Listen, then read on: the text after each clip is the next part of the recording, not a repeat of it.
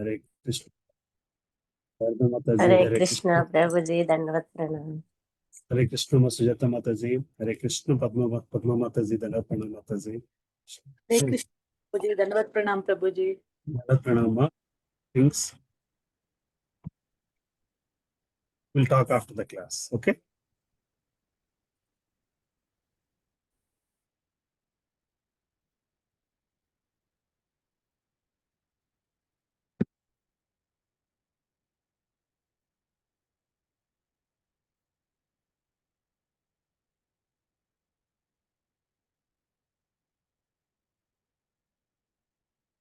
Hey Radha Ma, everybody.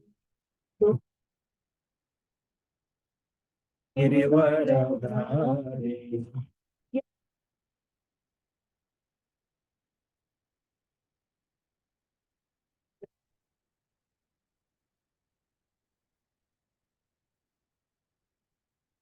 Sodanandana, Vrajadana Ranjana, Yamuna Tiravanachari.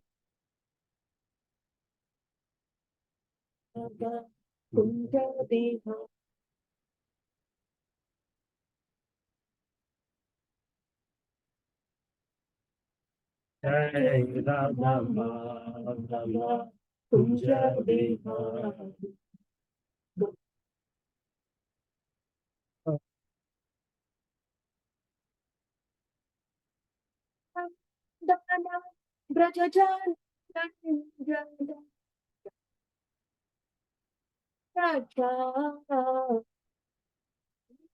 Yasodanandana, Vrajadana Ranjana, Yamuna Tiravanachari. Hare Hare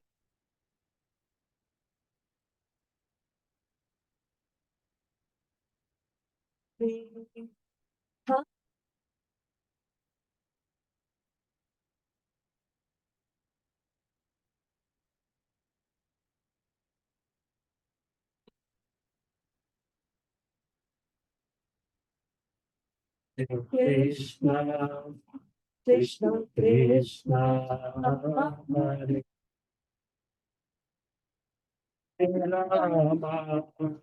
Hare Rama, Rama Rama.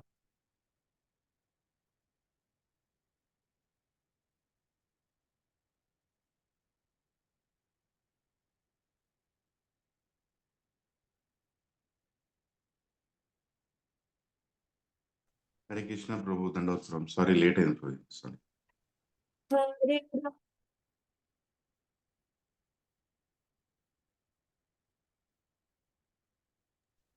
Hare Krishna, Prabhuji, voice break అయిపోతుంది. Hare Krishna, Krishna Krishna, Hare Hare, Hare Rama, Hare Rama, Rama Rama, Hare Hare, Hare Krishna, Krishna, Rama,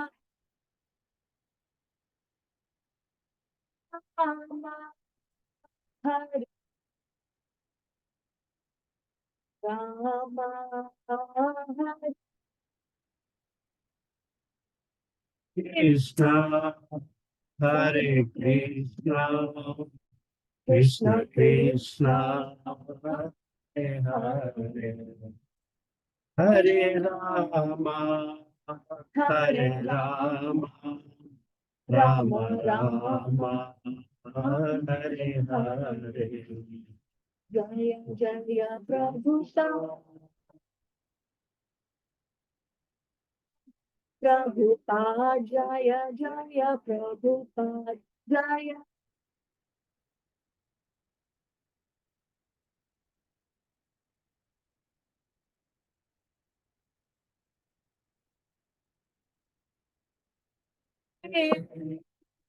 Guru Dev, Jaya Jaya Guru.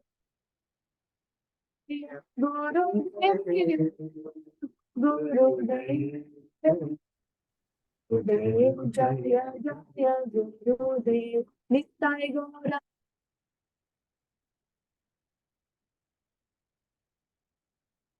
Bol Nitai Gaura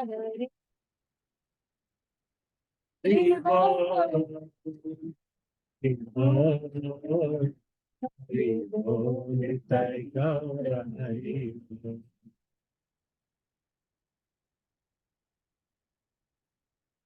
Hare Krishna. Start with prayers. Prabhuji me voice break అవుతుంది ప్రభుజీ. ఓకేనా అమ్మా? ఇందాకంటే కర్తాలు ఉండడం వల్ల అలా వస్తుందేమో. I think we'll see this prayers and then we'll see. Okay. నతిమిరాంధస్య జ్ఞానాంజన శలాకయా చక్షురోన్మిలితం యేన తస్మై శ్రీ గురవే నమః. శ్రీ చైతన్య మనోభీష్టం స్థాపితం యేన భూతలే స్వయం రూపా కదా మహ్యం దదాతి స్వపదాంతికం. వందేహం శ్రీగురో శ్రీయుతాపదకమలం శ్రీగురుం వైష్ణవాంశ్చ శ్రీరూపం సాగ్రజాతాం సహగణా రఘునాథాన్వితం తం సజీవం సాద్వైతం సావధూతం పరిజనా సహితం కృష్ణ చైతన్య దేవం శ్రీ రాధా కృష్ణ పదాన్ సహగణా శ్రీ విశాఖాన్వితాంశ్చ. హే కృష్ణ కరుణా సింధో దీనబంధో జగత్పతే గోపేశ గోపికా కాంత రాధాకాంత నమోస్తుతే. తప్త కాంచన గౌరాంగి రాధే వృందావనేశ్వరి వృషభానుస్తుతే దేవి ప్రణమామి హరిప్రియే. వాంఛాకల్పతరుభ్యశ్చ కృపా సింధుభ్య ఏవ చ పతితానాం పావనేభ్యో వైష్ణవేభ్యో నమో నమః. జై శ్రీ కృష్ణ చైతన్య ప్రభో నిత్యానంద శ్రీ అద్వైత గదాధర శ్రీవాసాది గౌర భక్త వృంద. హరే కృష్ణ కృష్ణ కృష్ణ హరే హరే హరే రామ రామ రామ హరే హరే. ఓం నమో భగవతే వాసుదేవాయ. ఓం నమో తే వాసుదేవాయ. ఓం నమో భగవతే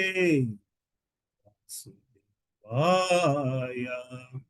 నారాయణ స్మృత్యం నరం చైవ నరోత్తమం దేవీం సరస్వతిం వ్యాసం తతో జయముదీరయేత్. నష్టప్రాయేషు అభద్రేషు నిత్యం భాగవత సేవయా భగవతి ఉత్తమ శ్లోకే భక్తిర్భవతి నైష్టికీ. కృష్ణాయ వాసుదేవాయ దేవకీ నందనాయ చ నందగోప కుమారాయ గోవిందాయ ఓ మహావదన్యాయ కృష్ణ ప్రేమ ప్రదాయతే. కృష్ణాయ కృష్ణ చైతన్య నామినే గౌరత్విషే నమః. పంకజనాభాయ నమః పంకజమాలినే నమః పంకజనేత్రాయ నమస్తే పంకజాంగ్రయే. నమో బ్రహ్మణ్యాయ దేవాయ గో బ్రాహ్మణ్యాయ చ జగద్హితాయ కృష్ణాయ గోవిందాయ నమో నమః. ఓం విష్ణుపదాయ Krishna Prasthaya Bhutale Srimate Bhakti Vedanta Swami Niti Namine Namaste Saraswati Deve Gauravani Pracharine Nirvishesha Shunyavadi Paschatya Deshatarine Jai Shri Krishna Chaitanya Prabhu Nityananda Shri Advaita Gadadhara Srivasadi Gaura Bhakta Vrinda Hare Krishna Krishna Krishna Hare Hare Hare Rama Rama Rama Hare Hare करोति वाचनं पंगुं लगायते गिरं यत्कृपातमहं वन्दे श्रीगुरुं दीनतारिणं परमानन्दमाधवं श्रीचैतन्येश्वरम्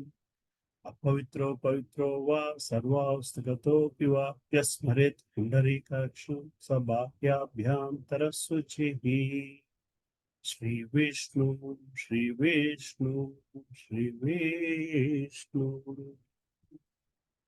हरे Krishna Hare Krishna Prabhu and Mataji's Dandat Pranam. Hare Krishna Sachidev Prabhu. Hare Krishna Murudev Prabhu. Hare Krishna Lilananda Prabhu. Dandat Pranam Prabhu. Hare Krishna Sri Gopal Prabhu. Hare Krishna Prabhuji, Dandavat Pranam. Hare Krishna Prabhuji, Dandavat Pranam Prabhuji. Hare Krishna Prabhu Dandat Pranam. Hare Krishna Prabhuji, Dandavat Pranam. Murudev Prabhu Dandat Pranam Prabhu. So, Prabhu, is the voice now okay, Prabhu? Or is still breaking? Okay, Prabhuji. Okay. Welcome back to one more Sunday morning, Saturday, Sunday, Ekadashi Bhagavatam classes we do. So today we'll be talking about 8th canto. We'll be starting the 8th canto. Withdrawal of the cosmic creation. So 7 chapters, 7 cantos are complete, after which we're entering into 8th canto. In the 8th canto, again, like in the first 4 chapters deal with the 4 manvantras, the first 4 manvantras, and then the next few chapters deal with the rest 2 manvantras. Then the 7th and 8th manvantras, 7th to 14th manvantras are in the 13th to 14th chapter. And then we also see some stories of Bal Maharaju and Vamanadev and Matsavata. So this is how this whole canto is divided. Now, out of which we are going to start with the first one, the Manus and the administrators of the universe, the first chapter. This chapter has about 33 shlokas, out of which about 17 shlokas talk about just the hierarchical and then the the timeline of different rulers and so on and so forth. That's from 17th to 33rd shlokas. So in the first 17 chapters, the first 17 shlokas rather, the most important shlokas are really from 6 to 9, where Swayambhu Manu, the prayers of Swayambhu Manu, where Swayambhu Manu actually prays to the Lord. Now again, this is a brief description of how the manvantras are basically, right? In the life of Brahma, which is 36,000 36 days, 36,000 days of Brahma, and then he has equal amount of night basically. Out of this 36,000 days, one day, if you take from morning to evening, that becomes one kalpa. The day of Brahma is one kalpa. Which itself is 4.32 billion years, which is 14 manvantras, and then out of which one mantra, if you take, you get 71 divya yugas. Out of which 71 divya yugas you have again. Each divya yuga has 4 yugas. That we know that basically, right? So out of the 71 divya yugas is one mantra, which is ruled by one Manu. So we are talking about the first 7 cantos mostly talked about Swayambhu Manu and his role. Now, the fundamental thing we need to understand, while again, as I mentioned, there are about 6-7 shlokas that are very crucial in this chapter. For each shloka, is like 1-2 chapters in Bhagavad Gita. So it is that depth of philosophy. You can spend hours, days discussing these six, seven shlokas. Those are Swayambhu Manu. If somebody here mutates, let me mute that person. So now how much time do we want to spend depends on how much of participation and how much of discussion happens basically. Based on that, we'll see how this 1.5 hour progresses in completion of this chapter. Now, the fundamental thing we need to understand, everything in Bhagavatam is, it started with the Parikshit Maharaj 2 questions, right? Parikshit Maharaj has 2 questions in the beginning of Bhagavatam. What are the 2 questions that Parikshit Maharaj has? Two basic questions that Parikshit Maharaj comes up with basically after he has after he gets the shapa basically, right? Does anybody remember the 2 questions? The first canto chapter, basically, I think first canto, 19th chapter, basically, the end of first canto. Parikshit Maharaj asks the rishis in his courtyard, basically, what is that one has to do when he knows before death, basically? What is that one has to do before death when he knows when he's dying? And what is that one should not be doing, basically, right? Then they say that Sukadeva Goswami can answer these questions. And then when Sukadeva Goswami comes, then here Parikshit Maharaj again, the second canto, asks series of questions basically. What is the materialistic world? What is Jivatma? What is Paramatma? And what is the relationship? What is the spiritual world? What is the materialistic world? And then you see Sukadeva Goswami answering these questions point by point, not straight, but by saying, when Brahma has the same questions, this is how Mahavishnu answered. So that's how you see the philosophy getting into Parikshit Maharaj, or the philosophy. There are only 3 things we always talk about in the bhakti. You need 3 things. One is the God himself, the Bhagavan. The second is the bhakta, and third one is the bhakti, the process of bhakti, the marga, the bhakti marga, the process basically, the transformative scenarios basically. So Parikshit Maharaj is the bhakta seeking that process to attain the Supreme Personality of God, the Bhagavan basically. So Sukadeva Goswami establishes the role of Bhagavan as learnt by Brahma, and then he goes on giving the conversations between Narada Muni to different people, then Maitreya Muni to Vidura. So basically, at the end of the process, the Bhagavatam is about only these 3 things. Really, it's about Bhagavan, it's about Bhaktas, and it's about the transformative change one should have as a devotion, as a devotee. That's the devotion, basically. That's the devotional service we talk about. And we are in the materialistic world. So the devotional service in materialistic world has certain flavors or certain aspects that we need to follow, basically. Because materialistic world means karma bhumi. That means you have to make your karma, into spiritual.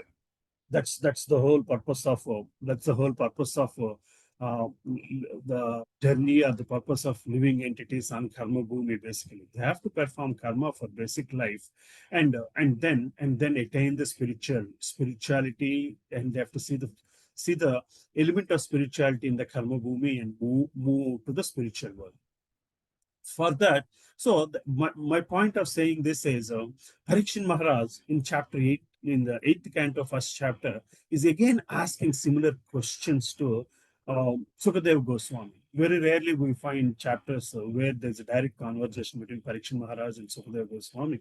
And this is another chapter where Parikshit Maharaj is directly asking questions to Sukadeva Goswami, asking him to explain the Manus and the Manvantras. Again, the purpose of asking the purpose of Parikshit Maharaj asking this question to Sukadeva Goswami is not really to understand how the sequence of Manus, or how what are his children names, what are his grandchildren names, and that's not really the fundamental purpose of asking these questions. Again, as we discussed, the fundamental purpose for Parikshit Maharaj to ask these questions is to see how different people have had this connection with God, and he has to have the transformative change to have that connection with God. And we know that God comes to this earth in different forms, different times. You know of the Yoga avatars and so on and so forth. But when Sukadeva Goswami talks about Manus and Manmantras, he talks more about Manmantra avatars basically. So we have seen in the chat in the previous chapters where Lord himself has come as a Kapila Muni, is one of the Manmantra avatars.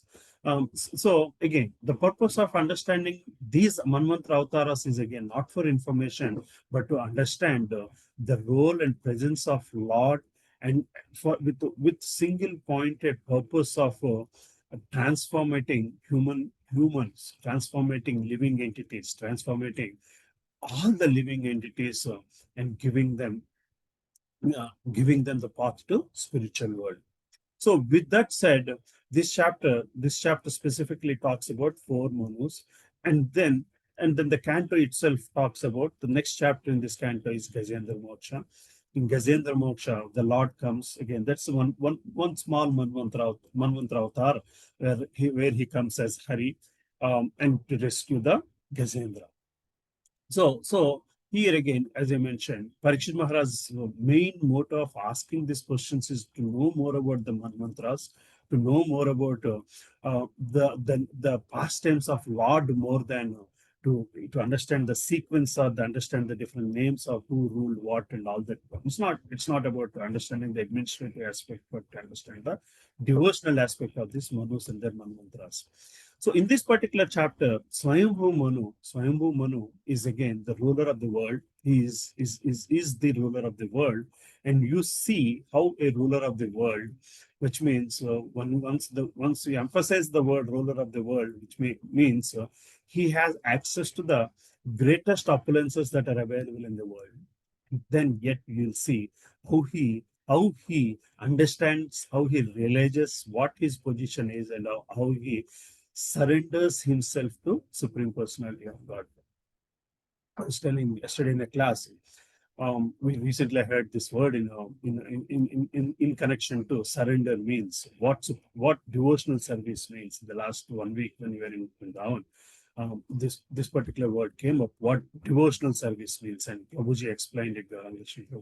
It is nothing but irrational surrender. He termed it as a devotional service is irrational surrender, which means there's no logic to surrender to Supreme Personality of God. There is no room for logic. It's not that there is no logic. There is no room for logic. You have to surrender just as it is, basically. That is what is the fundamental point of devotional service.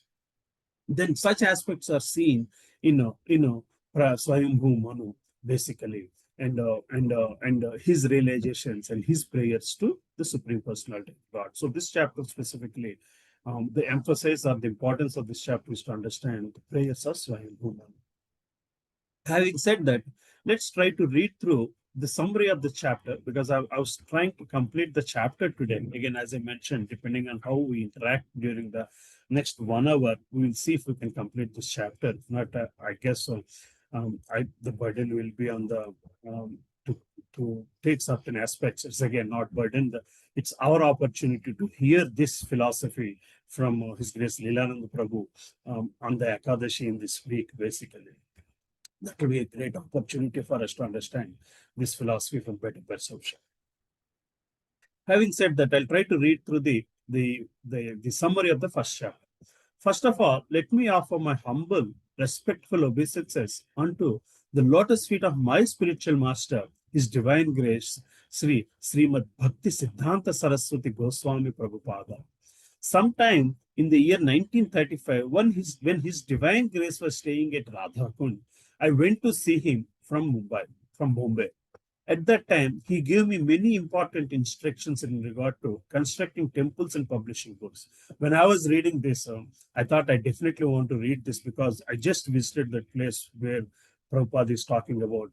The place where he met Bhakti Siddhanta Saraswati Thakur. Prabhupada met Bhakti Siddhanta Saraswati Thakur only a few times, and this is one of the time in 1935 at Radhakund in Vrindavan, near Govardhan.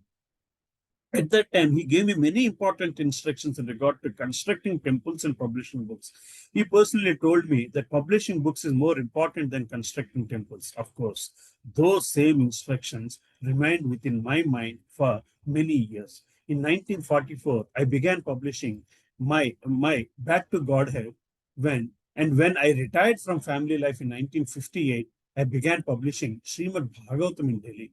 When 3 parts of Srimad Bhagavatam have been published in India, I then started for United States of America on the 13th of August 1965. Actually, this is the 60th anniversary of Prabhupada reaching US and Boston, and there are going to be a lot of celebrations this year in Boston in September, marking this 60th anniversary. I'm continuously trying to publish books as suggested by my spiritual master. Now, in this year, in 1976, I have completed the 7th canto of Srimad Bhagavatam, and a summary of the 10th canto has already been published as Krishna, the Supreme Personality of Godhead. Still, the 8th canto, 9th canto, 10th canto, 11th canto, and 12th canto are yet to be published. On this occasion, therefore, I am praying to my spiritual master to give me strength to finish this work. I am neither a great scholar nor a great devotee. I am simply a humble servant of my spiritual master. And to the best of my ability, I am trying to prepare him. I'm trying to please him by publishing these books. With the cooperation of my disciples in America, fortunately, scholars all over the world are appreciating these publications. Let us cooperatively publish more and more volumes of Srimad Bhagavatam just to please His Divine Grace, Sri Bhakti Siddhanta Saraswati Thakura. This first chapter of 8th canto may be summarized as description of 4 manus, namely Swayambhu Manu, Swarosita Manu, Uttama Manu, and Tamasa Manu. After hearing the descriptions of the dynasty of Swayambhu Manu until the end of 7th canto, Maharaj Parikshit desired to know more about other manus. His desire to understand how Supreme Personality of Godhead designs. Again, that is the emphasis we need to understand. Parikshit Maharaj's desire is not to really understand the sequence of manus and their children and their families and their grandchildren and so on and so forth, but to desire is to understand the Supreme Personality of God, how Supreme Personality of Godhead descends not only in the past, but at present and in future, and how he acts in various pastimes as Manu.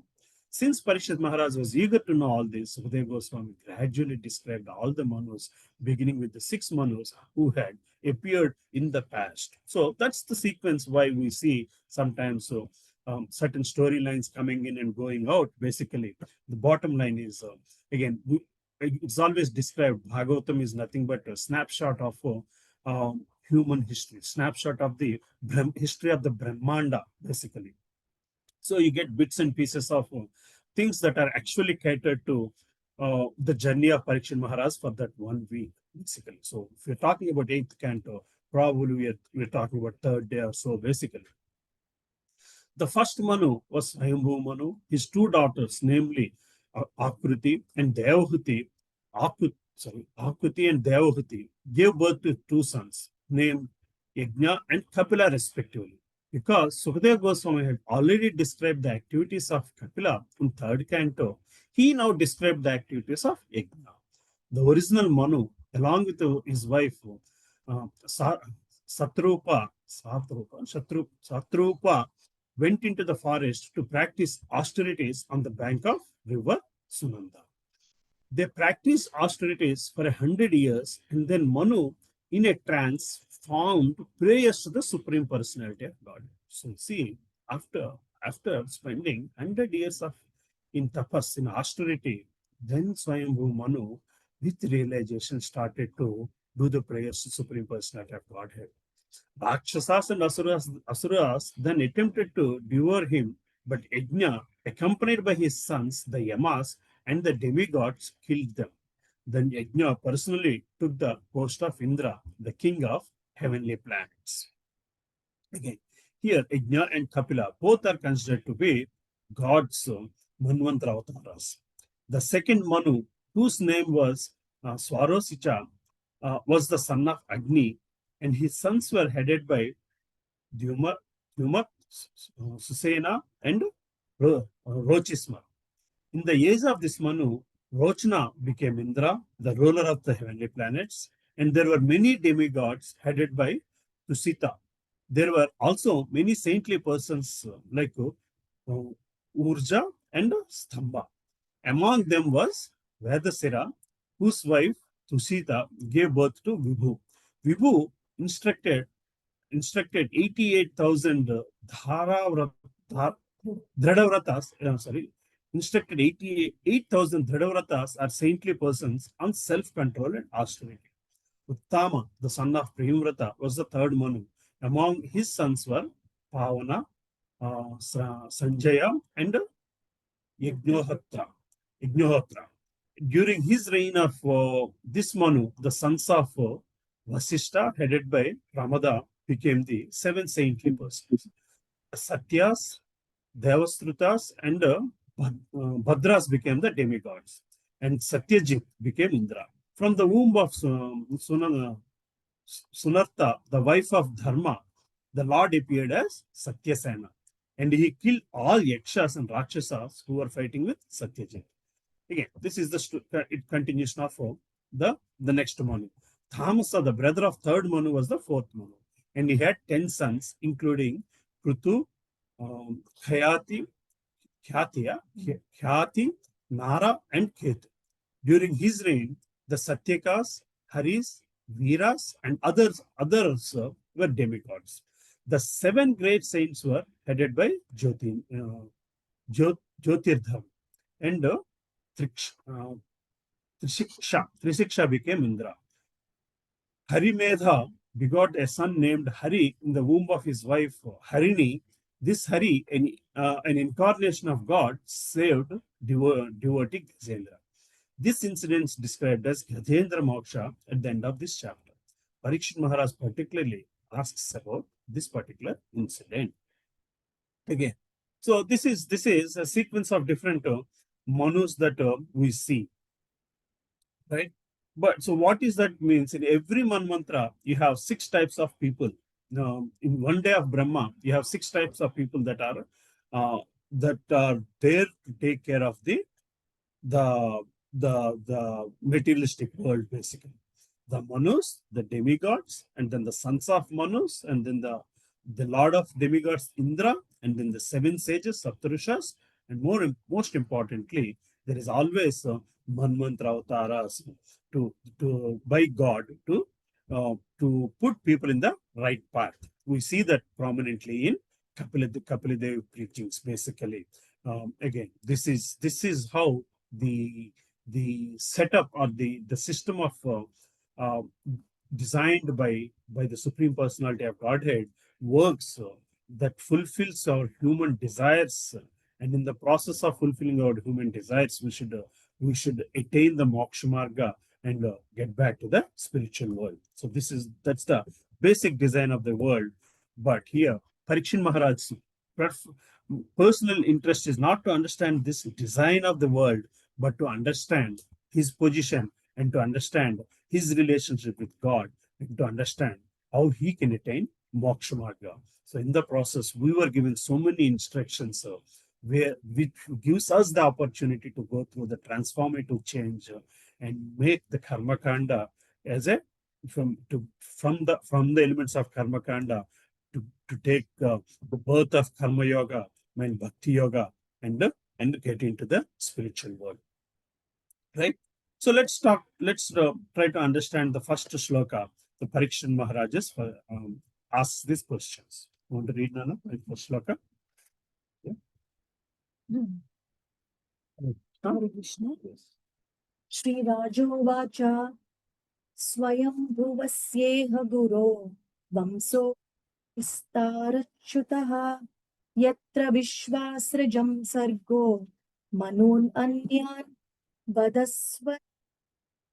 Translation by His Divine Grace A.C. Bhaktivedanta Swami Srila Prabhupada Ki Jai. King Parikshit said, O my Lord, my spiritual master, now I have fully heard from your grace about the dynasty of Swayambhuva Manu. But also other Manus, and I want to hear about their dynasties. Kindly describe them to us. Hare Krishna. Again, as I mentioned, the Parikshit Maharaj's inquiry here is to understand the role of Manus, but more importantly, to understand the role of Manmantras, the role of Manmantras. So the combination of Manu, the combination of Saptarishis, the combination of Indra, the demigods, Manmantras, and the sons of Manu, this combination, how that particular combination is being utilized for the upliftment of the materialistic jivatmas, basically jivatmas, the contaminated souls, basically, to move into the spiritual world. So let's get to the second sloka's translation. Does somebody wants to read this translation for me? Hare Krishna, Prabhuji, I'll read. Yes, Prabhu. Thank you, Prabhu. O learned Brahmana, Sukadev Goswami, the great learned persons who are completely intelligent describe the activities and appearance of the Supreme Personality of Godhead during the various manvantras. We are very eager to hear about these narrations. Kindly describe them. Yes. O learned Brahmana, Sukadeva Goswami, the great learned persons who are completely intelligent, describe the activities and appearances of the Supreme Personality of Godhead during various manmantras. We are very eager to hear about these manmantras. Kindly describe them to me. So again, as I mentioned, the idea of reading Bhagavatam is not to understand the. I mean, it's good to understand the cosmic, the whole sequence of events, but more importantly, we have to understand the role of Supreme Personality, Supreme Personality in each of these yugas, basically, right? The Supreme Personality of Godhead has different varieties of incarnations, including Gunavataras, Manmantra-avataras, Leela-avataras, and Yuga-avataras, all of which are described in the Shastras. Without referring to the Shastras, there can be no question of accepting anyone as an incarnation of Supreme Personality of Godhead. Therefore, as especially mentioned here, Prananti Kavayaha, the description of various incarnations are accepted by great learned scholars with perfect intelligence. Basically, see, this, you have to see the words of Prabhupada. The description of various incarnations are accepted by great learned scholars with perfect intelligence. So that's how we should try to understand the manmantras, not with the rational, what do you call it? There's no room for tarka here. There's no room for rationalization, but it has to be perfect intelligence, basically, and that intelligence based on shastric knowledge, basically. At the present time, especially in India, so many rascals are claiming to be incarnations, and people are being misled because they're being misled because they're making decisions with imperfect intelligence. Therefore, the identity of an incarnation should be confirmed by the descriptions of Shastra and by wonderful activities, as described in this verse by word Mahiyasaha.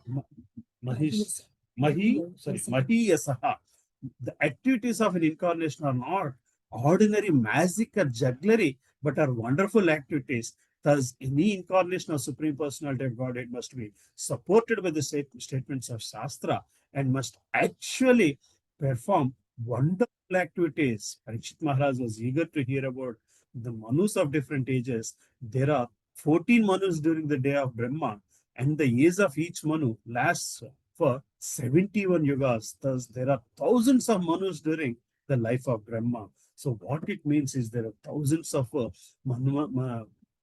Supreme Personality of Godhead, Manmantra avataras, and those avataras have to give us the greater surrender with one pointed purpose of life of getting out of this particular materialistic world. Hare Krishna. Let's get to the third sloka. Does somebody wants to read the third sloka, Prabhu? Prabhu and Mataji? I can do Prabhuji. Hare Krishna. Hare Krishna. Only translation, Kal Prabhuji? Yes, Mataji. Just read the translation. The translation by Srila Prabhupada ki jai.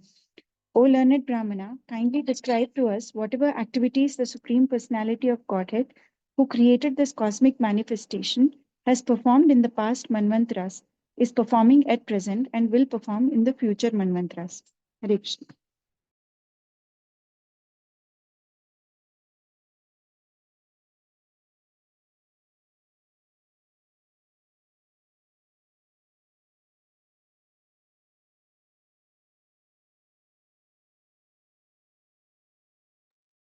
Hare Krishna.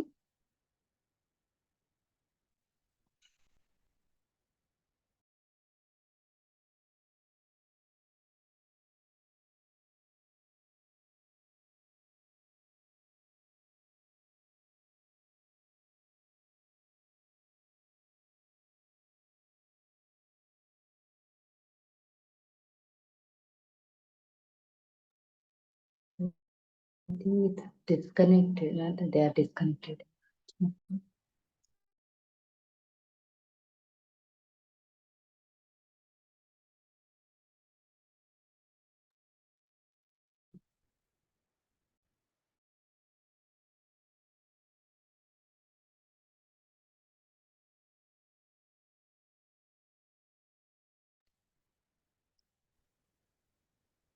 Hare Krishna Mataji, sorry, our UPS broke, so there's a glitch in the power.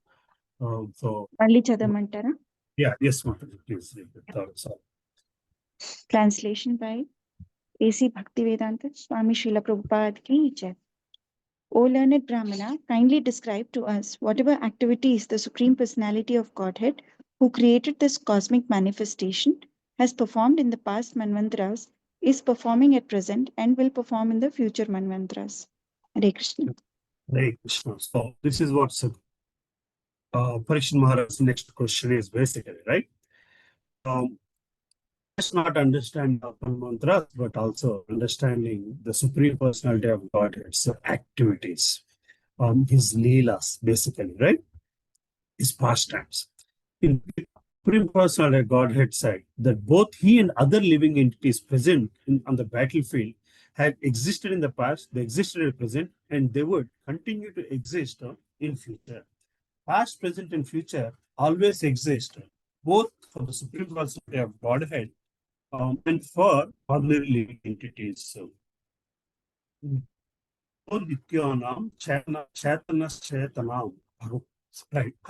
So, both the Lord and the living entities are eternal and sentient. But the difference is that Lord is unlimited, whereas the living entities are limited. The Supreme Personality of Godhead is the creator of everything, and all the living entities are not created but exist with Lord eternally. Their bodies are created.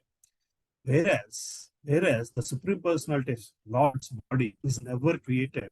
There is no difference between Supreme Lord and his body, but the conditioned soul, although eternal, is different from his body.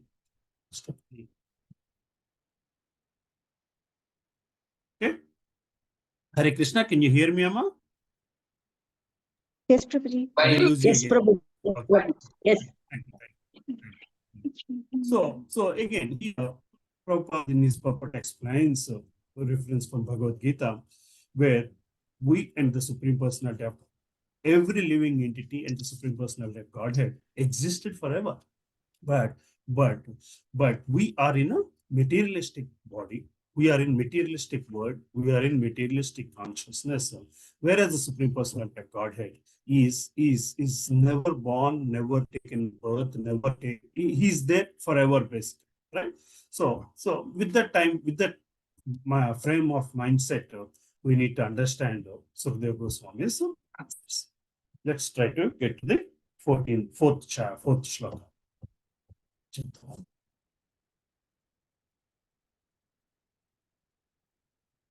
Hare Krishna. So let's read the sloka and translation for fourth sloka. So, Shri Rishiruvacha Manavo Asmin Vyatita Sat Kalpe Swayam Bhuvadayaha Adyaste Katito Yatra Devadinam Cha Sambhavaha. Translation. Sukadev Goswami said, in the present Kalpa, there have already been 6 Manus. I have described to you Swayambhuva Manu and the appearance of many demigods. In this Kalpa of Brahma, Swayambhuva is the first Manu. Fifth. So in this Kalpa, Swayambhu is the first one. And then let's get to the next fifth shloka. Swayambhu Manu has two daughters named Akuti and Devahuti. From their wombs, the Supreme Personality Godhead appeared as two sons named Yajnamurti and Kapila respectively. These two were entrusted with preaching about religion and knowledge. Devahuti's son was known as Kapila, and Akruti's son was known as Yajnamurti. Both of them thought about religion and philosophical knowledge.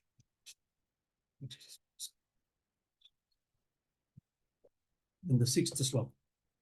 O best of Gurus, I have already described in third canto the activities of Kapila, the son of Devahuti. Now I shall describe the activities of Yajnapati, son of Akuti. So the seventh sloka. Swayambhu Manu, the husband of Satarupa, was by nature not at all attached to the enjoyment of the senses. Thus, he gave up his kingdom of sense enjoyment and entered the forest with his wife to practice austerities. So, Swayambhu Manu is the head of the whole world, but by nature was not at all attached to the enjoyment of the senses. He was ruling the whole world without enjoying, without worrying about the senses, basically, right? So that's the nature of this Manus, basically. Thus, he gave up his kingdom of sense enjoyment and entered the forest with his wife to practice austerities. So let's go to the purport and come back for discussion. So somebody wants to read this purport, Mataji Prabhuji. Hare Krishna. I'll read Prabhuji. Mataji, Sarda Mataji. I'll read. As stated in Bhagavad Gita 4.2, Evam parampara praptam imam rajasayo vidu. The supreme science was thus received through the chain of disciplic succession, and the saintly kings understood it in that way. All the Manus were perfect kings. They were Rajasis. In other words, although they held posts as kings of the world, they were as good as great saints. Swayambhuva Manu, for example, was the emperor of the world, yet he had no desire for sense gratification. This is the meaning of monarchy. The king of the country or the emperor of the empire must be so trained that by nature he renounces sense gratification. It is not that because one becomes king, he should unnecessarily spend money for sense gratification. As soon as kings became degraded, spending money for sense gratification, they were lost. Similarly, at the present moment, monarchy having been lost, the people have created democracy, which is also failing. Now, by the laws of nature, the time is coming when dictatorship will put the citizens into more and more difficulty. The king or dictator individually or the members of the government collectively cannot maintain the state or kingdom according to the rules of Manu Samhita. Certainly, the government will not endure. Hare Krishna, Prabhuji. Thank you, Prabhuji. Thank you, Mataji. Thank you, Mataji. So, Prabhupada refers to how the current day of rulers and how current day of governance is enjoying elements when out of power. On contrary, Swayambhu Manu, by nature was not at all attached to the enjoyment of senses. Thus, he gave up his kingdom of sense enjoyment and entered the forest with his wife to practice austerities. So from there comes Manusa prayers to Lord Supreme Personality.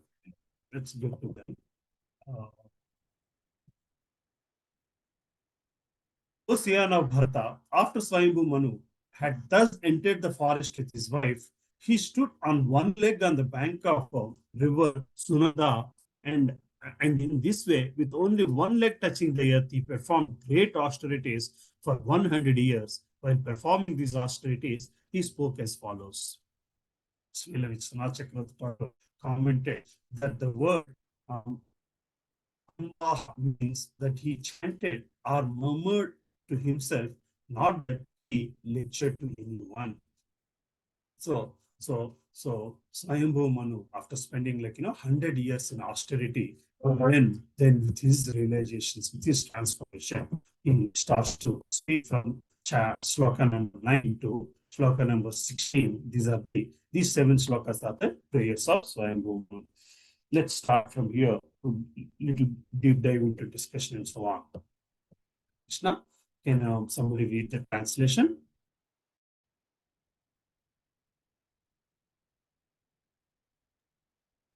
Hare Krishna Prabhuji, Dandavat Pranam. Shall I read? Yes, Mataji, please. Lord Banu said, the Supreme Living Being has created this material world of animation. It is not that he was created by this material world. When everything is silent, the Supreme Being stays awake as a witness. The living entity does not know him, but he knows everything. You want me to read further? No. Yes, Mataji, if you can read a little bit at least. Yeah. Here is a distinction between the Supreme Personality of Godhead and the living entities. Nityo Nityanam Chetanas Chetananam. According to the Vedic version, the Lord is the Supreme Eternal, the Supreme Living Being. The difference between the Supreme Being and the ordinary living being is that when this material world is annihilated, all the living entities remain silent in oblivion, in a dreaming or unconscious condition, whereas the Supreme Being stays awake as the witness of everything.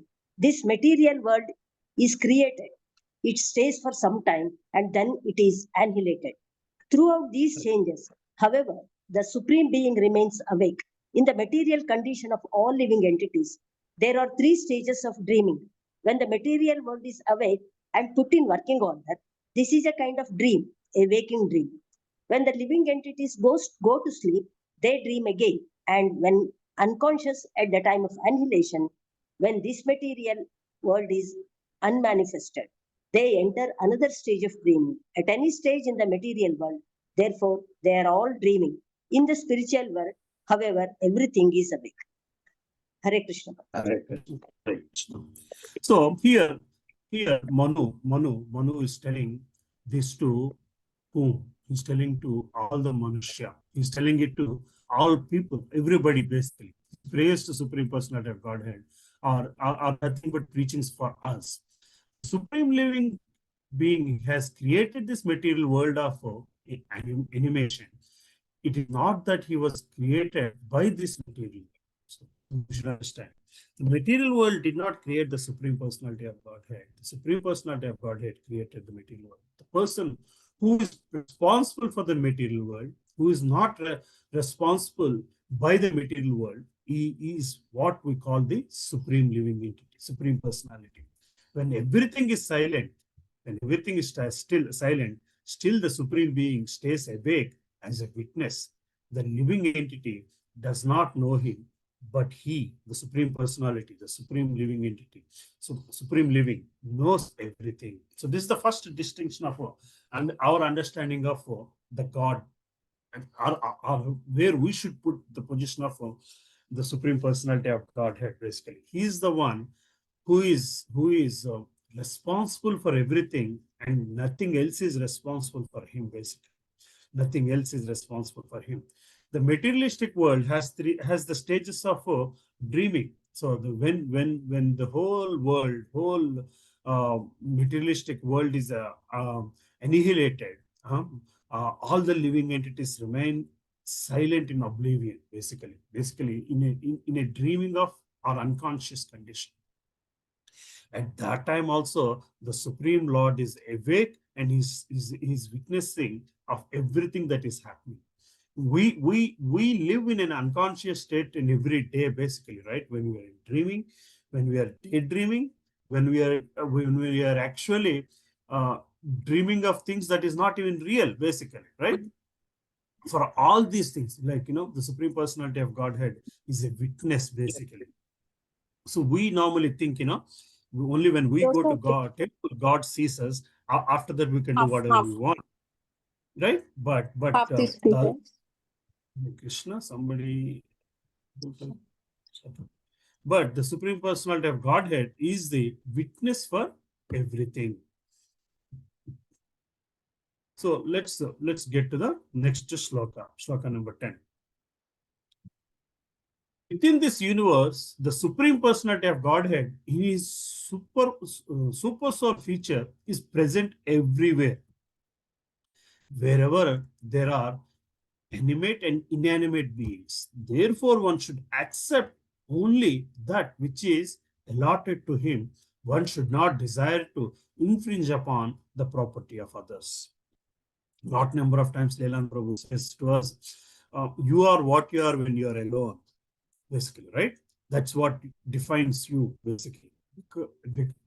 Because Supreme Personality of Godhead in the form of, in his super soul nature, in his super soul feature, that's what Prabhupada says in his translation, his super soul feature, which means this is just one of his many ways of being present. And in his super soul feature, he is spread all over. He is present all over. He is witnessing everything. So his presence is felt in both animate and inanimate beings.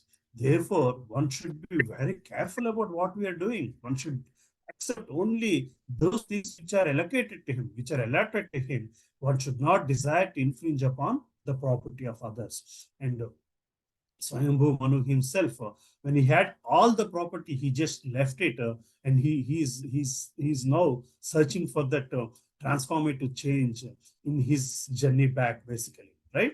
Having described the situation of Supreme Personality of Godhead as transcendental, Swayambhu Manu, for the instruction of the sons and the grandsons in his dynasty, is now describing all the property of the universe as belonging to Supreme Personality of Godhead. Manu's instructions are not only for his own sons and grandsons, for all human beings, on all human society. The word man, or in Sanskrit, Manushya, has been derived from the name Manu. For all the members of human society are descendants of the original Manu, is also mentioned in Bhagavad Gita, right? So we understand the word Manushya, the man, manual, all these things have come from the word Manu, basically. So in Bhagavad Gita 4.1, the Lord himself says, Krishna himself says, Imam vivasvate yogam prokta vanahamavyayam vivasvan maneva praha manuriksha kavabhriyam. I instructed this imperishable science of yoga to the sun god, Vivaswan, and Vivaswan instructed it to Manu, the father of mankind, and Manu in turn instructed it to Ikshvaku. Swayambhu Manu and Vaivasvatra Manu have similar duties. Vaivasvatra Manu means the current Manu, right? The seventh Manu. So we are in this under the rule of Vaivasvatra Manu. Was born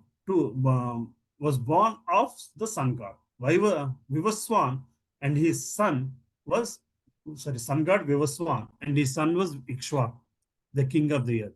Since Manu is understood to be the original father of humanity, human society should follow his instruction.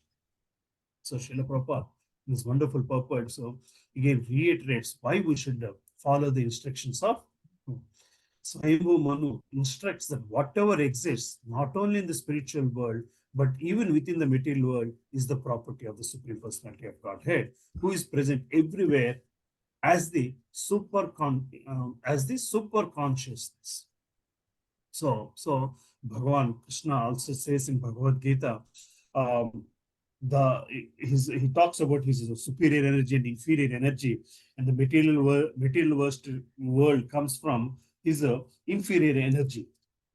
So this inferior energy is also the property of Supreme Personality of Godhead. Prabhupada here says so. Even the everything that belongs that is present that we consider belonging to us is nothing but it belongs to the Supreme Personality of Godhead, and um, as part of his inferior energy. Again, as confirmed in Bhagavad Gita 13.3, Kshetrajnam chapimam vidhi sarvakshetreshu bharata. In every field, in other words, in every body, the Supreme Lord is existing as Super Soul. The individual soul is given a body in which to live and act according to the instructions of Supreme Person. And therefore, the Supreme Person also exists within everybody. Hare Krishna. We should not think that we are dependent. Rather, we understand that we are allocated a certain portion of the total property of Supreme Personality of God. See, this is where we all get ourselves into the process of possessing different things. This is my property. This is mine, and we spend all our life trying to protect what we claim is ours, but actually belongs to the Supreme Personality of Godhead, right? Yes or no? What is the basic fundamental property that everyone claims it is theirs, but it belongs to Supreme Personality of Godhead? Hey Krishna, what is the most basic fundamental property that everybody thinks it belongs to them, but it belongs to Supreme Personality of Godhead? Body, Prabhuji? Body? Who said that? Body? Yes. Body, our human body. Our body is made of the same elements that the whole world is created, right? And we consider that our bodies are because we do not consider what we are actually. We are the soul, and the body is here to support the soul. The body is here to support us, and it does not belong to us.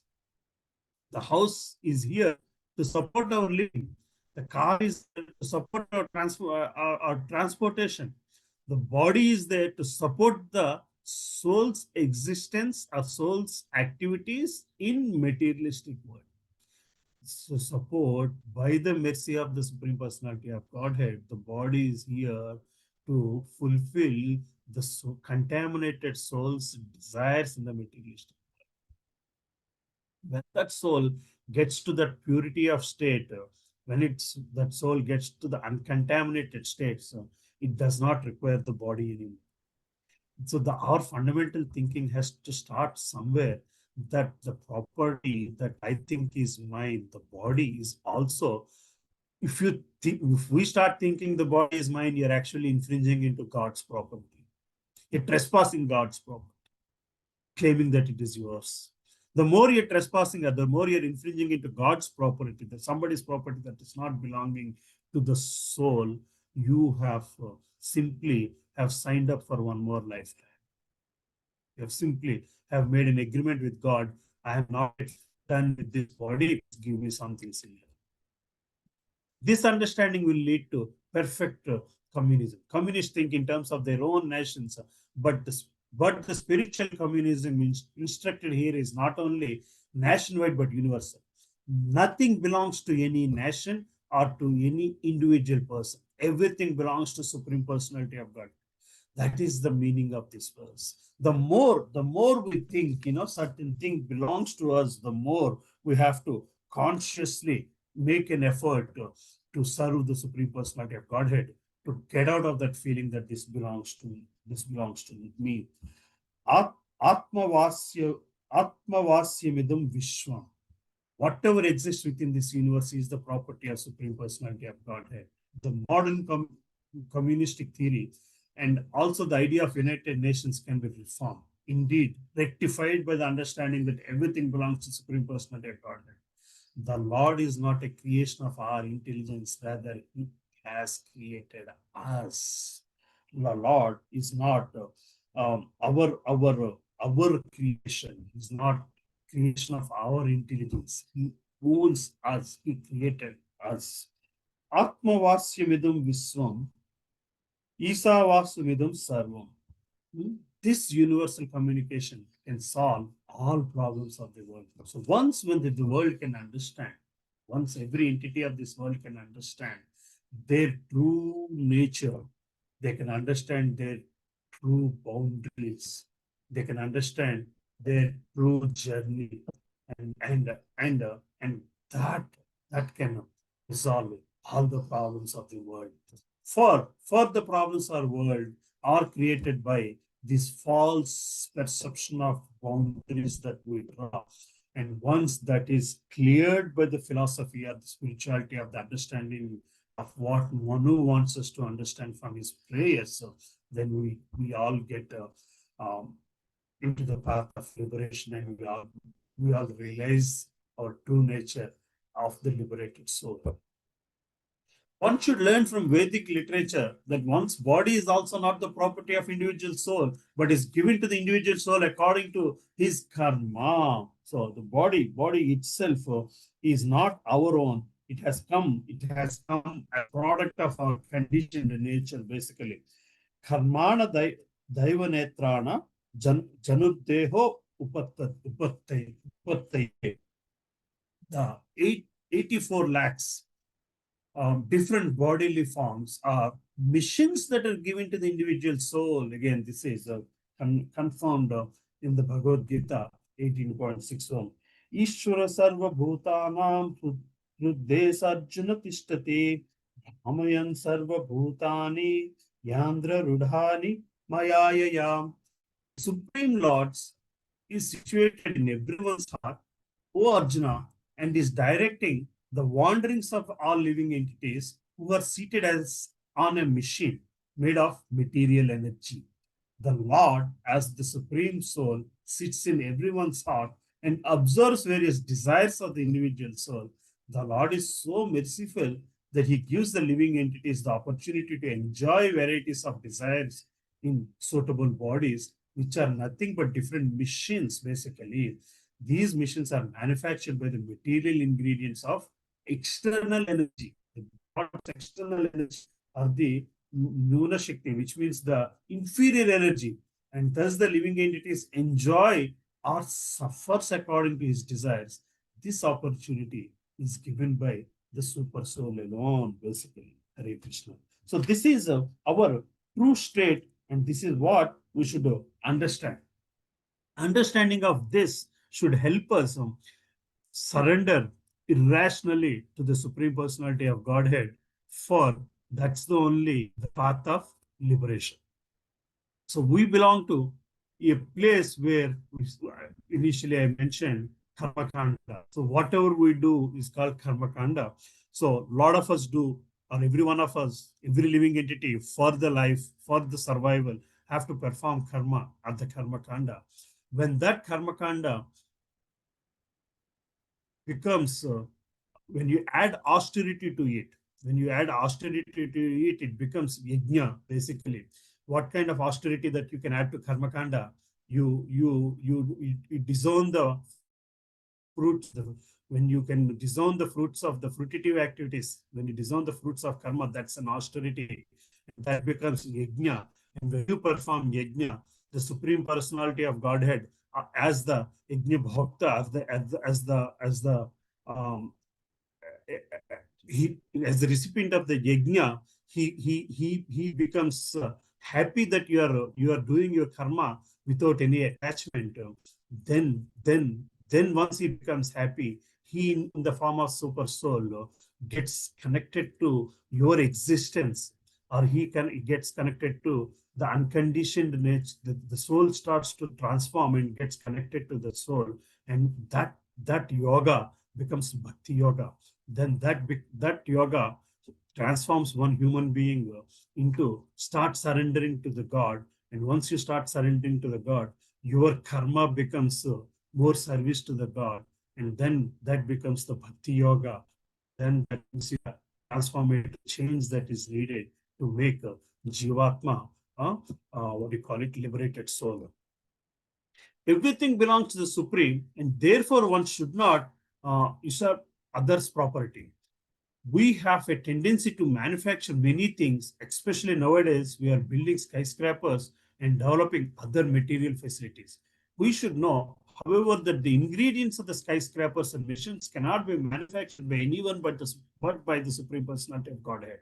The whole world is nothing but a combination of 5 material elements. A skyscraper is a transformation of earth, water, and fire. Earth and water are combined and burnt into bricks by fire, and a skyscraper is essentially a tall construction of bricks. Although the bricks may be manufactured by man, the ingredients of bricks are not. Of course, man as a manufacturer may accept a salary from Supreme Personality Godhead that is stated here, basically, right? One may construct a big skyscraper, but neither the constructor, the merchant, nor the worker can claim the proprietorship. Proprietorship belongs to the person who has spent for the building. The Supreme Personality of Godhead has manufactured water, earth, air, fire, and the sky, and one can use these and take a salary. However, one cannot claim proprietorship. This is the perfect equivalence. Our tendency to construct great buildings should be used only for constructing large and vulnerable temples, valuable temples, in which to install the deity of Supreme Personality of Godhead. Then our desire for construction will be fulfilled. So our desire for construction will be fulfilled only when you can construct large temples that connects Jivatma to Paramatma. Until then, our desire to construct different things will still be continuing, and they all will only feed the materialistic desires in human beings, basically. And the more the Jivatma's materialistic desires are fulfilled, the more bonded you become to the materialistic world. Since all property belongs to the Supreme Personality of Godhead, everything should be offered to the Lord, and we should take only prasad. Until we take only prasad, everything becomes materialistic. Then once you start offering to God and take only prasad, you are actually seeing the tinge of spirituality, the taste of spiritual world in materialistic world. We should not fight among ourselves to take more than what we need. As again Narada said to Maharaj Yudhishthira in Bhagavatam 7.14.8 shloka. One may claim proprietorship to as much wealth as required to maintain body and soul together, but one who desires proprietorship over more than that must be considered a thief, and he deserves to be punished by the laws of nature. And the punishment is nothing but coming back to the world in one or other form to fulfill the desire in one of the 84 lakhs different species. Of course, we need to be maintained in eating, sleeping, mating, and defending. Ahara, Nidra, Bhai, Maitri. But since the Supreme Lord, the Personality of Godhead, has provided these necessities of life for all birds and beasts, why not for mankind? There is no need for economic development. Everything is provided. Therefore, one should understand that everything belongs to Krishna. And with this idea, one may take prasada. So that dependency of God is what is needed in getting liberated from materialistic world. Once you only depend on spiritual world and Supreme Personality of Godhead, you get detached from the materialistic world. However, if one interferes with the allotment of others, he is a thief. We should not accept more than what we actually need. Therefore, if by chance we get an abundance of money, we should always consider that it belongs to the Supreme Personality of Godhead. In Krishna consciousness, we are getting sufficient money, but we should never think that the money belongs to us. It belongs to the Supreme Personality of Godhead, and it should be equally distributed to the workers, the devotees. No devotee should claim that any money or property belongs to him. If one thinks that any portion of the property of this huge universe belongs to anyone, he is to be considered a thief and is punishable by the laws of nature. Daivihesha Gunamayi Mama Maya Duratya. No one can surpass the vigilance of material nature or hide his intentions from material nature. If human society unlawfully claims that the property of the universe, either partially or wholly, belongs to mankind, all human society will be cursed a society of thieves and will be punished by the laws of nature. Hare Krishna.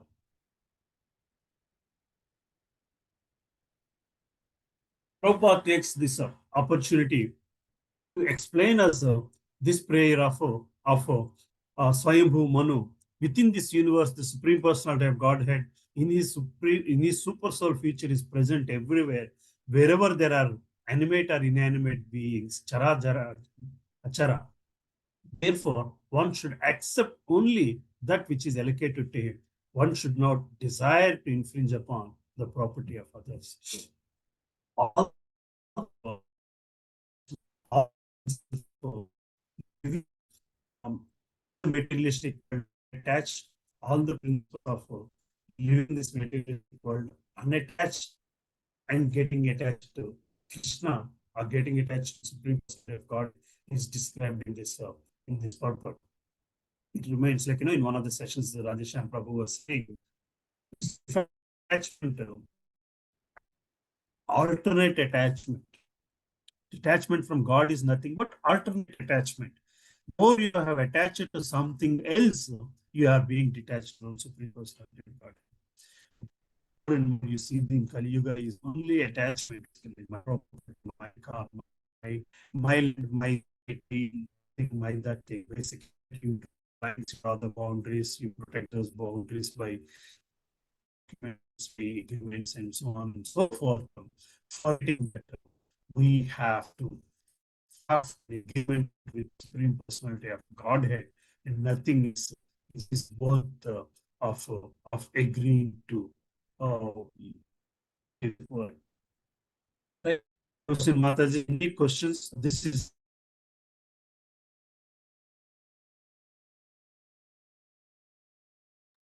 Hare Krishna, Prabhuji. Thank you very much, Prabhuji. And the beginning introduction was very touching, Prabhuji, where Srila Prabhupada is sorry, telling how Prabhuji. he.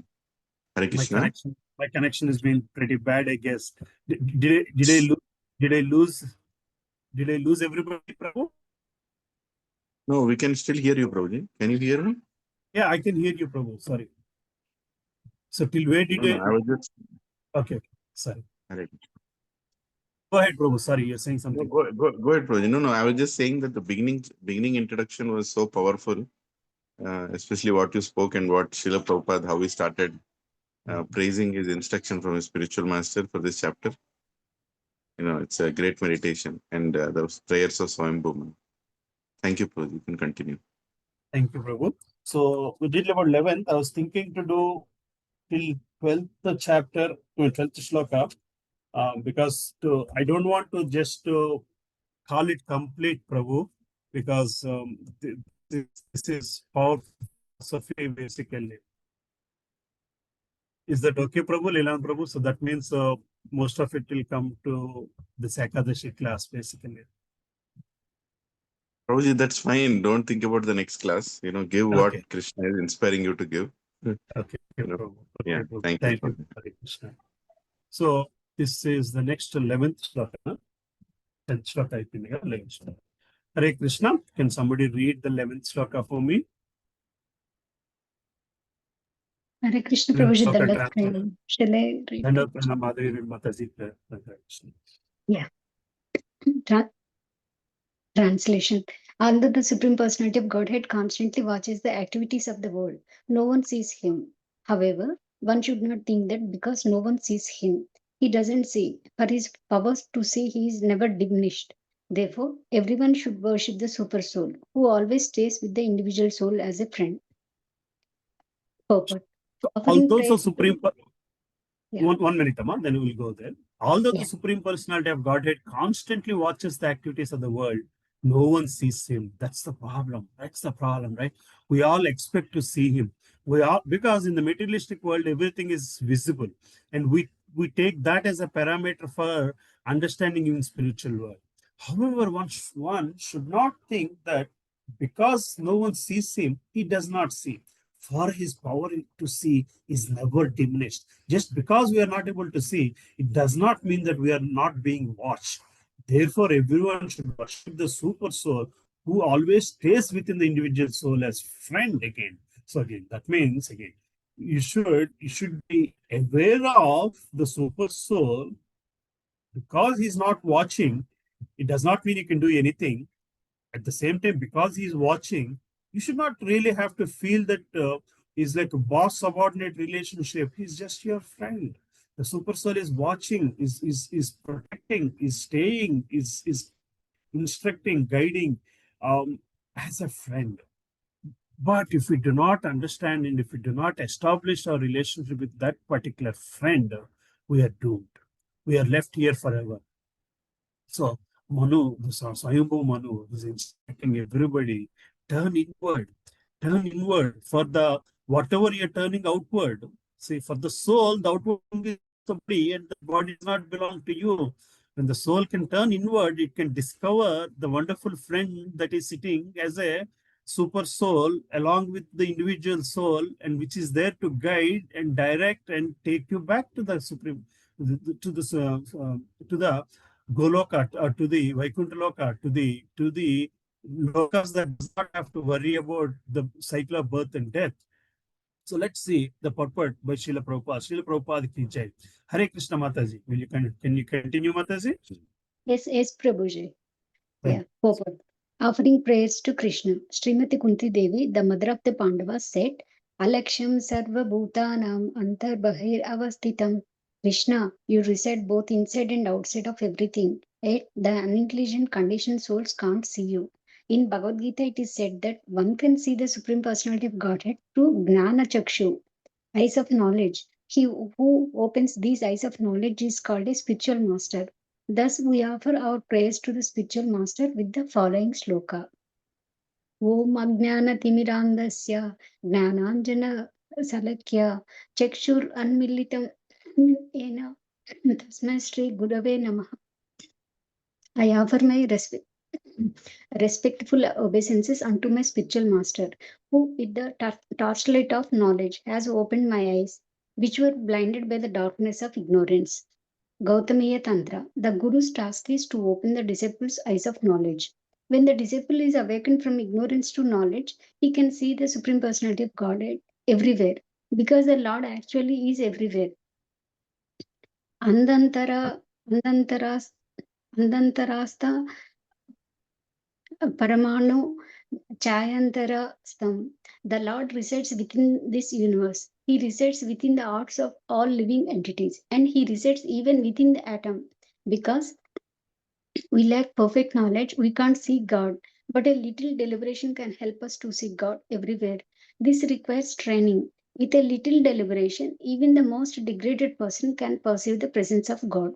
If we take into account whose property is the vast ocean, whose property is the vast land, how the sky exists, how the numberless millions of stars and planets are set in the sky, who has made this universe and whose property it is, we should certainly come to the conclusion that there is a proprietor of everything. When we claim proprietorship over a certain piece of land, whether individually or for our yeah, These are nations. individually or for our families or nations, we should also consider how we became the proprietors. The land was there before our birth. Before we came to the land, how did it become our property? Nice deliberation will help us understand that there is a supreme proprietor of everything, the Supreme Personality of Godhead. Thank you, Mataji. Thank you so Thank much, you. Mataji. So again, here the goal is to discover the relationship with Paramatma and take his guidance as a friend to proprietorship or ownership of anything and everything in the materialistic world with the help of Guru and Parampara. Guru with the help of Guru from the right Parampara. So again, Mataji's, there's certain property that belongs to you, right? That some land belongs to you. You just stand in front of that land and start thinking, how many such people, how many like us, each one of us, have stood in front of a piece of that particular land and claimed ownership to it in its lifetime, in its history, basically. There were kings, rulers, small farmers, or anybody, like, we can think of 3, 4 people that you yourself know to whom that land belongs. That's what the link document is all about, basically, right? From the time of 47. But prior to that particular land, I'm sure has given the same kind of cherishment that you think it is yours to kings, rulers, landlords, and everybody, basically. So if the same thing is, and the same piece of land is going to give that kind of cherishments to generations to come, the people from here, from that you will never see, that you never know, basically. So what does that mean? That does not belong to any one of you, any one of us, basically, right?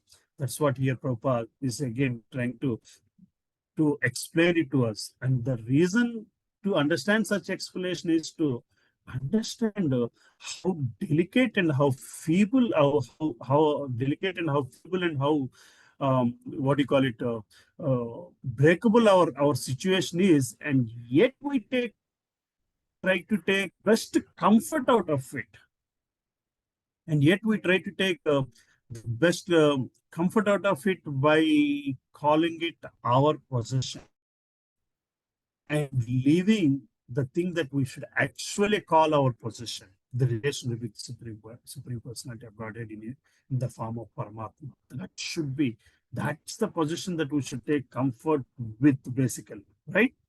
The Supreme Godhead is always in the condition stage. In the condition stage, we forget things because we change our bodies. But because the Supreme Personality of Godhead did not change his body, he remembers past, present, and future. Again, Krishna said it's in Gita 4.1. We have seen this.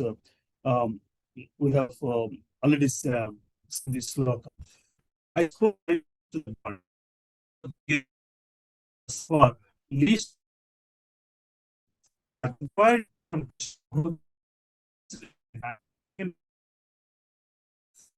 all that. Krishna was also present. Yeah, voice was is saying breaking up. the voice is breaking from now. Breaking a little. Just a minute ago, not now. Now it's okay. The connection is is pretty bad today. Now again, Because okay, yeah, now it is. Yeah. when Arjuna inquired Krishna, and Krishna mentioning that you were also there. You were also there. Again, the Prabhupada says, because Arjuna is Krishna's friend. The purport of this particular sloka, or the meaning of the sloka itself, the friend between Atma and Paramatma has been emphasized. Arjuna is his friend, and that's where Krishna is taking care of Arjuna at every step of his life. And Krishna told Arjuna, you were there that time also with so much confidence because Arjuna is his Krishna's friend. That's the kind of relationship we should try to get with Supreme Personality of Godhead.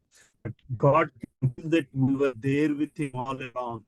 That's because of where Krishna goes, Arjuna goes. But the difference is that Krishna remembers everything, whereas living entity like Arjuna, being minute part of him, Lord forgets. It doesn't matter if we forget or not, but we should.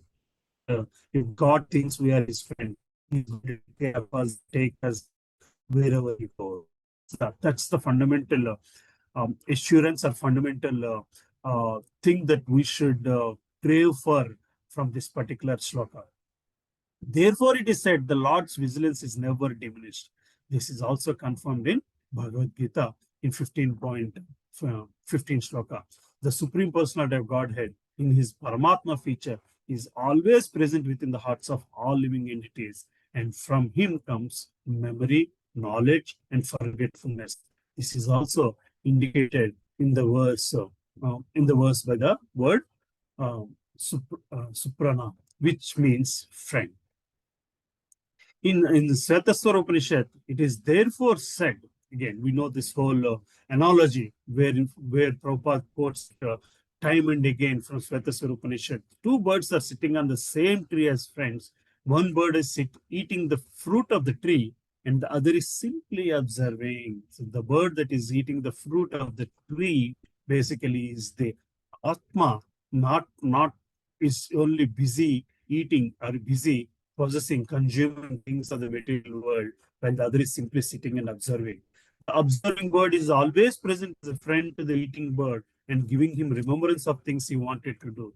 Thus, if we take into account the Supreme Personality of Godhead in our daily affairs, we can see him or at least perceive his presence in everywhere. Basically, that's all we need.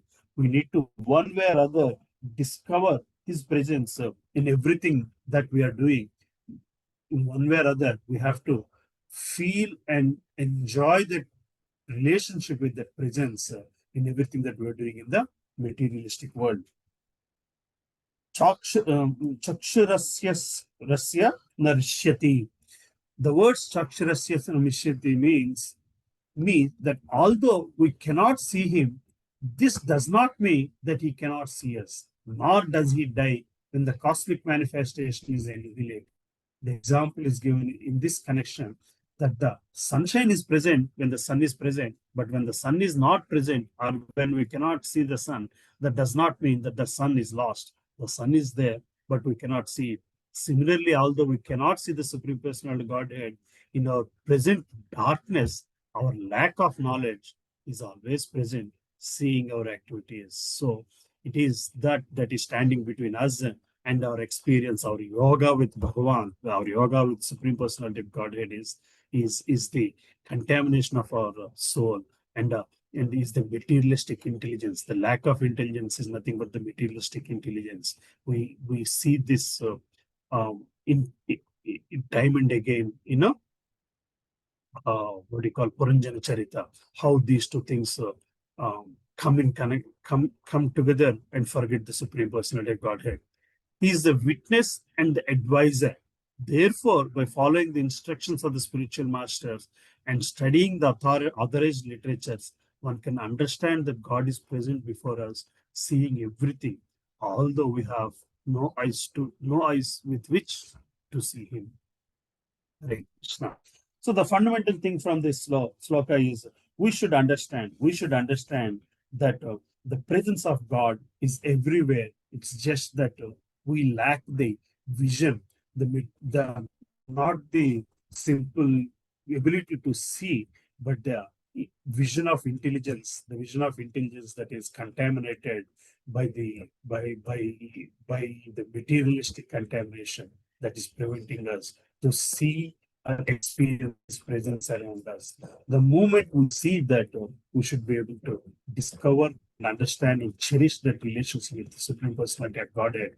And this is what Manu, Swayambhu Manu, is just trying to explain to his children, grandchildren, which is great grandchildren, basically, to people like us. In this, the opportunity that Bhagavatam gives us to discover and rediscover our role and presence of this materialistic world. And read the translation of 12th sloka, but I think we should stop this class here. The Supreme Personality of Godhead has no beginning, no end, and no middle, nor does he belong to a particular person or a nation. He has no inside or outside. The dualities found within this material world, such as beginning and end, mine and theirs, are all absent from the personality of the Supreme Lord. The universe which emanates from him is another feature of the Lord. Therefore, the Supreme Lord is the ultimate truth, and he is complete in greatness. So let's try to discuss this in the next class. So we talked about the Supreme Personality, Supreme Lord is the creator and it's not created. He's awake while we could be in silence, and he's knower, he's not, basically. Like Supreme Personality is omnipresent, accepts one, we should accept only the allocated quota and not infringe upon others. He sees, but he is not seen. Worship him as the super soul, and then he becomes friend of the soul. Till that point, we have seen. Then we'll discuss in the next class, basically. So we still have 12, 13, 14, 15, these 5 slokas talk about deep philosophy that we should all understand and help to transform, help use to make our sakama karma, karma kanda, sakama karma into nishkama karma, and and that results in bhakti yoga and get in live a life in relationship with Supreme Personality of Godhead. Hare Krishna. If there are any questions, I will try to answer some. I know it's a long loaded information and philosophy, but again, all the people in this group have come this far, so they know these things a lot better than me. Again, I'm trying to understand and try to give my understanding. If there is anything wrong I've said, it's a fault or flaw in my understanding rather than anything that the Guru Parampara has given us, basically. Hare Krishna. With that, we'll discuss for a few minutes if anybody has any questions.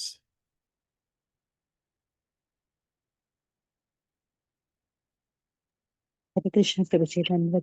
Hare Krishna Mataji. Mataji. ఏం లేదు brother, యాక్చువల్గా questions అయితే ఏం లేవు, చాలా చక్కగా explain చేశారు వివరంగా.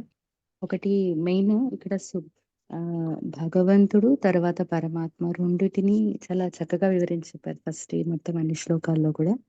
సో అత్యంత ఆది అంతము మధ్యము ఏది లేనివాడు అని పూర్తిగా ప్రత్యేకంగా ఇవన్నీ మళ్ళీ మనకి గజేంద్రుడు దీంట్లో వస్తూ ఉంటాయి, చూస్తున్నాను. Just thank you so much for wonderful explanation. Thank you. Krishna, any other comments or any other chastisement? Hare Krishna. Thank you very much, Prabhuji. Hare Krishna, Prabhu. Dandavat pranam, Prabhu. Hare Krishna. Thank you, Prabhuji. Very nice. This one. Hare Krishna, Dandavat Pranam. Hare Krishna, Mataji. Who is this Mataji? Hare Krishna, Prabhuji. I really liked your session. Dandavat Pranam to you and Hare Krishna to all the members here. Hare Krishna. Mataji, I have not. Have you come here to these sessions before, Mataji? Because I'm seeing the name, or probably I'm seeing the name first time. First time, Prabhuji. Last 2 weeks ago, another session was there with Deepti Mataji, so that I had attended. Okay, Mataji. Yeah. So you're from which congregation, Mataji? Pebble City, Prabhuji. Pebble City. Okay. Yes. Hare Krishna.